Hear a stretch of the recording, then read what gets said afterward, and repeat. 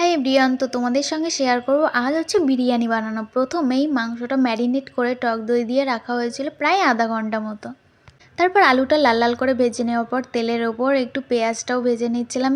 তেলের ওপর জিরে, তেজপাতা, গোটা গরম মশলা, পেঁয়াজ আর হচ্ছে সব রকমের মশলা, টমেটো দিয়ে কষিয়ে নেওয়ার পর ম্যারিনেট করা যে মাংসটা রেখেছিলাম সেটা আবার ঢেলে দিয়ে ভালো করে এটাকে কষিয়ে নেব।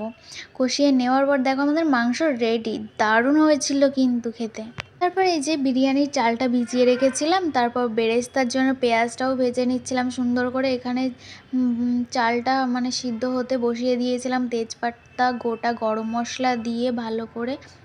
এবার ওটা সিদ্ধ হতে হতে এখানে দুধের মধ্যে কেওড়া জল, মিঠা আতর সব যে যে জিনিস দিয়ে বানাতে হয় সব কিছু দিয়ে ভালোভাবে মিক্সড করে নিচ্ছিলাম।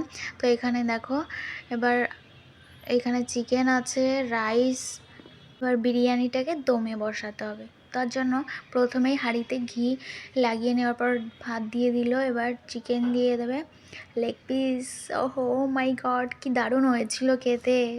চিকেনটা দেওয়ার পর এর মধ্যে দিয়ে দেবে বেরেস্তা, ওপর দিয়ে বেরেস্তা দিয়ে দেওয়ার পর এর ওপর আবার কি দেবে, হ্যাঁ ওই যে সেই অনেক কিছু দিয়ে বানানো সেই মিঠা আতর, দুধ এইসব দিয়ে।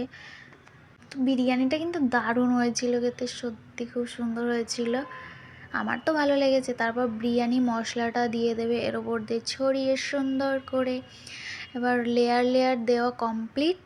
লাস্টে সবার লাস্টে ওপর দিয়ে ঘি আর পুদিনা পাতা দিয়ে দিল।